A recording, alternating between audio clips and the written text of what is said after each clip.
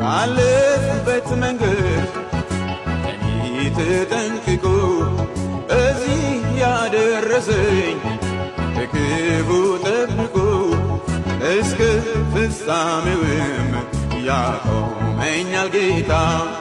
ሀገር ይገባለሁ እምነቴ ሳይጠፋ ባለፍኩበት መንገድ እኔ ተጠንቅቆ እዚህ ያደረሰኝ በክፉ ጠብቆ እስከ ፍጻሜውም ያቆመኛል ጌታ።